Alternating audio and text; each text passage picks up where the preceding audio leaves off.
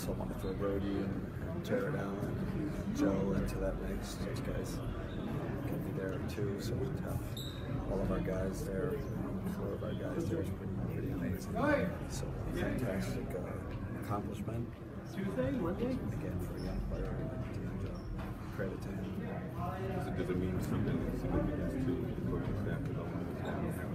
Oh yeah, listen, I think first of all, the D'Angelo hard work this offseason. That guy, he never left the building. He was he really bought into it. He never left. And listen, he works especially close with Jacques Vaughn, who's done they're very close. They work every day, and I know Jacques has been Jacques having played the position, understands the position. He's a darn good player himself in this league. So to have a staff like that, someone on your staff like that, is huge. And then our performance staff, right, like to build D'Angelo's body and help him improve his athleticism. Real credit, again, to our staff too. Your first impression when you first came in? When you first time meeting D'Angelo? So, yeah, thinking about it, the first thing he said to me, not only he said it to me, his dad said it to me. I talked to Thad Mata, his college coach, and he said it to me. And he did this, I want you to coach me. I want you to coach me hard. And, some guys say that, and they kind of, they don't follow up on that, and he's followed up on that. I don't think we've, as a staff, we've coached a guy harder than we've coached D'Angelo. We're on him film.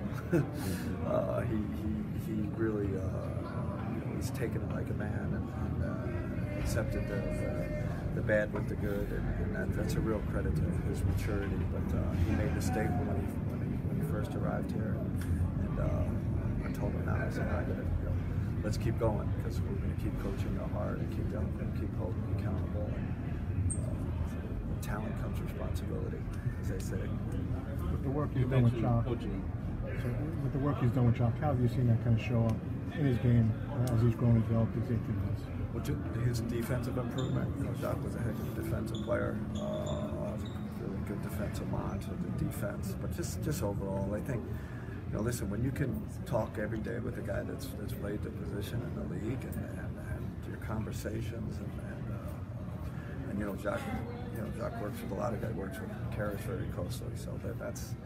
We have Pablo Brugio, and we have guys that have played in this league that are working with these guys every day. And as I stepped into a head coach role, I'm not in that role nearly as much on a day-to-day basis on the court. So it's important to have a good staff. You mentioned coaching him very hard. I mean, is that just a matter of you saw how much ability? I guess the guys with the most ability might get coached the hardest. Is that a fair assessment? I think that's what I observed in Atlanta. You coach your best players, the hardest really, and your most talented players. And that's I've kind of followed that mantra. I haven't backed down to it. And you can coach your veterans too. You gotta have to coach them hard. And I think we followed up on that. And again, to D'Angelo's credit, once in a while I'll have a question about us getting on him in film or something. But for the most part, he's really taken to coaching well. I took him out last game, for something. I forget what it was. We didn't pass the ball to TG. Was wide open on the break. And I took him out for 30 seconds. I talked to him, and we need to make that pass. And we put it back in, and he was cool with it. That's again, real credit to him. Some guys don't take that well all the time. And in your mind, do you think he's taking it better here than he did when he was a younger, possibly less mature guy in LA? I talked to his college coach. I didn't talk to Luke. I didn't talk to anybody with the Lakers. I talked to Thad. Thad said, you got to coach him. Like, he wants to be coached. And he said, you got to go at him. You got to go at him directly, and he really responds to that. So that was a big coaching tip for me on how to coach guys, because each player is different. Some guys you can't get after so much, but he's one you can. Just in terms of development in the organization, Dinwiddie was a most improved finalist. You got Joe, one of the top 3-point shooters. What kind of advertisement is this for the organization as a place where you can go and have success? No, I think it's huge.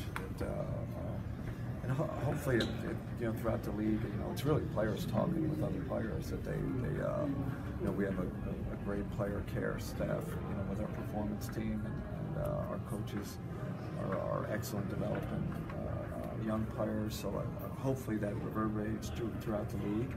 And I don't think it's one person. I don't think it's Kenny Atkinson. I don't think it's Jock. It's a whole organization. And kind of me being on the same page with Sean, how huge that is, and how connected we are in terms of development, and how the total approach to getting a player better is vital. So it's a lot of cogs in the wheel, I think, to help a player improve. The teams in 6, 7, and 8 in the East. There's 3 more right there within 4 or 5 games. Do you expect this thing to go down? It'll go down to the end. No, I know there's the percentages and all that. You guys know that have been in the league. It's Orlando's too good. They'll make a push. I think Charlotte's good. We're improving. Like there's Miami is Miami.